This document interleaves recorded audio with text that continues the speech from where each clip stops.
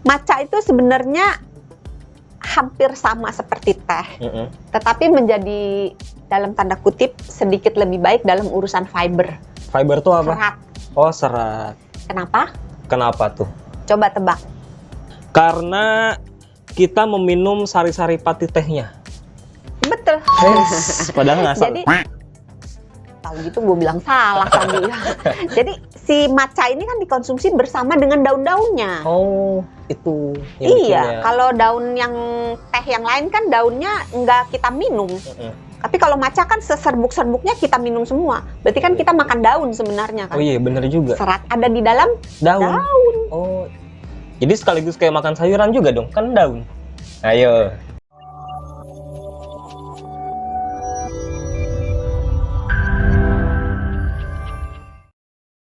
Dok, dari dulu itu kan trennya ngopi ya kan?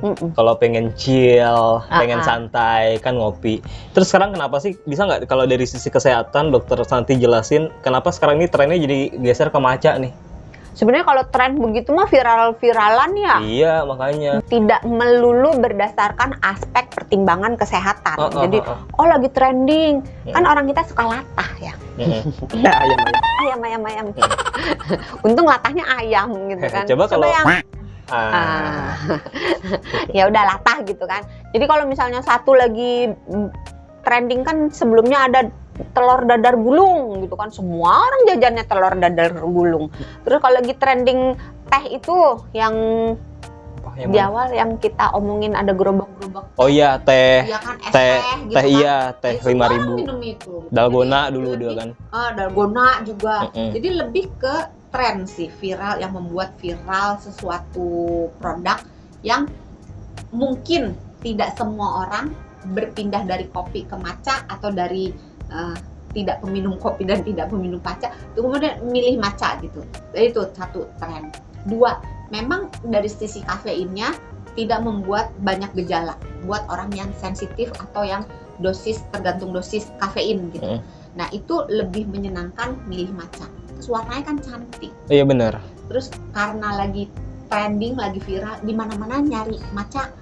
Nengok ke kiri ada matcha, nengok ke kanan ada matcha. Iya. Terus matcha juga dalam berbagai bentuk, nggak cuma minuman. Benar. Ada kue, ada snack, pokoknya segala es krim ada matcha ada juga. es krim gitu, segala macam tuh ada matchanya gitu. Jadi udah warnanya cantik gitu. Terus efeknya ke badan lebih soft daripada kopi. Trending, terus orang jadi ngerasa, gue keren loh kalau minum matcha gitu. Karena ya untungnya juga sehat juga ya matcha itu ya. Belum tentu. Tergantung bagaimana cara disiapkan. Tergantung jumlahnya. Ini banyak produk matcha sekarang. Mohon maaf ya, ini agak panjang pertanyaannya memang. Banyak produk matcha sekarang berbentuk latte, dessert atau minuman kemasan. Tambahan gula dan susu itu bisa mengurangi manfaat atau justru menambah risiko kesehatan. Satu-satu ya. Oh iya. Gula dulu. Atau mau susu dulu? Tambahan gula dulu deh. Gula. Kalau penambahan gula, jangan lupa dalam 1 kali 24 jam Kementerian Kesehatan Republik Indonesia telah menetapkan batas maksimalnya asupan gula. Batas maksimal nih berapa? 500 gram. 500 gram kan setengah kilo. Banyak bener. Nolnya kebanyakan. 500 gram dalam 10 hari. Ya, kan 50 gram sehari. 10 hari 500 bener dong. 500. Iya dong. Gue jadi bingung. 10 kali 10. Iya. Kan? Belum selesai ngomongnya tadi 500 dalam 10 hari. 24 jam kan ya? Coba nanti diputer. Kalau satu kali 24 jam tadi rasanya gue nyebut deh. Kalau penambahan gula, jangan lupa dalam 1 kali 24 jam. Kalau satu kali 24 jam lapor RT namanya. Ya kan? Pernah lihat nggak di portal 1 kali 24 jam Tapi tamu? kalau orang hilang enggak 1 kali 24 jam. Iya, sama. Ketentuannya 1 kali 24 jam. Oh, itu. Berarti 50 gram per 24 jam untuk orang dewasa yang tinggal di Indonesia. Nah, tergantung kalau minum matchanya nih. Sekali apa 2 kali? Sekali aja deh. Sekali. Kalau matchanya misalnya udah make 10 sendok teh. 1 sendok teh 4 gram. Iya kan? 10 sendok 40 gram. 40 gram, sisa 10 kan. Udah tuh diirit-irit. 10 itu mulai dari pagi sampai ntar pagi besok pagi lagi itu harus dibagi dikit-dikit. Masalahnya gula tuh ada di mana-mana. Iya, nasi. Nah, yang di nasi nggak kehitung. Oh, nggak itu ya. Oh, karena alami ya. Proses gula yang 50 gram itu adalah gula yang ditambahkan ketika kita membuat atau menyajikan makanan. Tapi kalau misalnya gulanya itu udah ada di dalam makanan itu kayak nasi diadon dari surga gitu, dari Tuhan udah dibentuknya. Memang ada gulanya di dalam nasi, di dalam buah, itu tidak terhitung. Tapi kalau misalnya buah udah manis nih, terus kita tambahin kental manis atau kita taburin gula atau kasih gula halus. Nah, gula halusnya, gula pasirnya, kental manisnya itu termasuk gula tambahan. Tapi gula yang benar-benar di dalam buahnya tidak dihitung. Balik lagi tadi soal minum matcha, ya jangan banyak-banyak gulanya. Perhatikan, satu hari itu 50 gram maksimal. Jangan lupa juga ntar gula-gula yang pakai saus, di dalam saus juga ada gulanya. Iya, masalahnya kalau kita makan bumbu-bumbu kan bumbunya juga dikasih gula ya kan. Iya. Jadi pilihan yang paling bijak untuk minum matcha itu sebenarnya less sugar ya.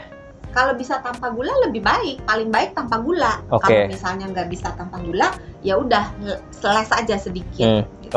Jangan suka ngeles, nggak baik. Tadi gula. Nah susu kan juga ada gulanya. Gula yang ada di dalam susu itu tidak termasuk gula tambahan. Karena laktosa. Pintar. Laktosa terdiri dari lak dan tosa. Galaktosa dan glukosa. Oh, itu maksud. Tapi benar laktosa. Jadi gula yang ada di dalam susu tidak dihitung sebagai gula tambahan. Yang menjadi masalah adalah ketika produsen kental manis menambahkan kata susu kental manis, menimbulkan image bahwa itu adalah susu yang manis. Padahal sebenarnya itu persentase susunya sangat rendah, yang tinggi adalah persentase gulanya. Tapi emang masih ada dong produk yang kental manis tambahin susu, kayaknya udah nggak ada deh kental manis dong. Sejak aturan telah berlakukan oleh pemerintah, maka kata susunya hilang, jadi kental manis. Tetapi anggapan masyarakat masih susu kental manis. Itu susu gitu. Jadi tergantung susunya yang disebut di sini ini susu yang mana. Kalau misalnya susu kental manis, kembali lagi asupan maksimalnya gula. Tapi kalau susunya yang emang beneran pure susu, misalnya susu tergantung lagi susu sapi atau susu nabati atau hewani. Tapi yang kalau paling sering kan susu sapi ya, biasanya kan pakai susu UHT. Ada juga sekarang lagi trendingnya pakai susu oat, susu almond. Iya benar. Gitu kan. Tergantung lagi kalau misalnya susu sapi pada umumnya nggak apa-apa. Tapi biasanya dipakai full cream kan ya? Iya, full cream UHT atau pasteurisasi biasanya kan. Nah kalau itu aman sepanjang dikonsumsinya tidak dalam jumlah yang berlebihan. Kalau lebih-lebih takutnya ada kolesterolnya. Nah, ini yang mau ditanyain. Kalau salaman dulu biar nggak ya.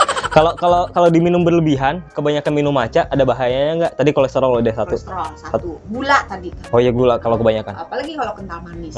Terus kalau misalnya pakai susunya susu oat, biasanya susu oat juga banyak karbohidratnya. Jadi untuk orang-orang yang pantang karbohidrat, kalau nggak suka susu sapi, pilih susu kambing. Sama ya. Terus apa lagi bahayanya, Dok? Kalau kebanyakan susu almond. Jadi susu yang terbuat dari kacang-kacangan cenderung lebih aman, cenderung lebih rendah kandungan karbohidratnya dibandingkan dengan susu yang dari biji-bijian kayak oat, beras itu lebih sedikit. Apalagi bahayanya, Dok, kalau minum matcha berlebihan banyak-banyak? Deg-degan karena ada kandungan kafeinnya kan. Terus untuk beberapa orang ketika minum matcha ini dicampur dengan makanan, apalagi dengan pola makannya yang buruk, maka resiko untuk kena anemia akan naik. Anemia yang jenis kekurangan zat besi. Kenapa? Tanya dong ini. Iya, kenapa, Dokter Santi? Karena kandungan tanin yang ada di dalam teh itu menghambat penyerapan besi. Sehingga kalau mau ngotot minum matcha, pastikan kamu tidak anemia. Tapi kalau misalnya untuk orang-orang yang anemia tapi pengen minum matcha, pastikan jangan dilakukan berbarengan dengan jam makan. Biasanya syaratnya antara dikasih jeda waktu sekitar 2 jam. Tapi kalau mau the bestnya nih, yang paling baiknya 2 jam sebelum makan. Daripada 2 jam sesudah makan. Karena 2 jam sesudah makan itu si matchanya masih sama si makanannya masih ketemu di dalam lambung. Jadi pertengkaran masih tetap akan terjadi. Tapi kalau misalnya matchanya diminum dulu, setelah matchanya masuk, kemudian bukan dibuang ya, iya di metabolisme dalam tubuh, udah keluar baru makanan masuk, maka itu relatif dalam tanda kutip lebih aman dibandingkan dengan yang dicampur atau yang disesudahi. Jadi minumnya sebelum. Tapi hati-hati buat kalau yang mah, kadang-kadang walaupun matcha ada kafeinnya yang didampingi dengan L-theanin yang bisa bikin dia naiknya pelan-pelan, tapi untuk orang yang sangat sensitif nggak kuat juga minum matcha dalam keadaan perut kosong. Terus kalau misalnya orangnya udah anemia pengen minum matcha, pastikan makan protein hewani lebih banyak daripada protein nabati. Oke. Karena protein hewani berantemnya masih taninnya lebih dikit daripada yang nabati. Nabati berantem sama taninnya hebat. Oke, itu kan tadi tips untuk anemia ya. Ada nggak tips yang untuk orang-orang general pada umumnya untuk minum matcha yang baik dan benar agar bisa mendapatkan manfaat dengan maksimal? Jangan berlebihan. Jangan Karena berlebihan. bagaimanapun apa yang baik kalau dikonsumsi secara berlebih-lebihan, hasilnya belum tentu baik, bisa jadi malah tidak baik. Jadi dosisnya diperhatikan, terus cara membuatnya diperhatikan. Terus kalau menginginkan antioksidannya, vitaminnya itu kita dapatkan dalam jumlah yang semaksimalnya, seoptimalnya, maka pastikan suhunya itu jangan menggunakan air yang mendidih atau yang 100 derajat Celcius. Semakin hijau warna tehnya, semakin kita harus menggunakan suhu yang lebih rendah. Jadi kalau green tea dengan matcha, green tea kan hijaunya nggak terang-terang banget ya, tapi green tea lebih terang lebih hijau daripada teh hitam. Pernah minum green tea nggak? Pernah. Warnanya kan kayak hijau-hijau pucet kan? Maka untuk nyeduh matcha karena dia hijau banget, dia harus suhunya lebih rendah. Green tea boleh naik sedikit, yang black tea boleh lebih naik lebih banyak. Nah, suhu yang dianjurkan itu sekitar 70 derajat Celcius. Oke. Taunya dari mana? Dari mana? Ukur pakai termometer. Oh iya, harus pakai termometer ya. Kalau nggak punya? Nggak punya, beli. Makanya. Kalau nggak mau beli? Nggak usah minum matcha. Ribet banget ya. Gitu. Iya. Lihat aja kalau misalnya air dispenser pada umumnya antara 70 sampai 90. Aman. Jadi dilihat kalau dia uapnya masih ngebulnya banyak, itu asap-asap. Kan kalau air panas ada asap-asapnya. Kalau masih banyak banget, itu biasanya suhunya sangat tinggi. Jadi udah tipis-tipis, nah itu udah boleh. Hai, arigato gozaimasu. Dokter Santi Sang sudah berbagi. Dokter Santi Shizuka Sang. Arigato gozaimasu, sahabat Sonora. Ini juga arigato gozaimasu. Jangan lupa subscribe channel YouTube Sonora FM 92 dan pantengin terus Kamu Sehat untuk episode berikutnya. Hai. Kalau gitu saya Sony Wicasono pamit.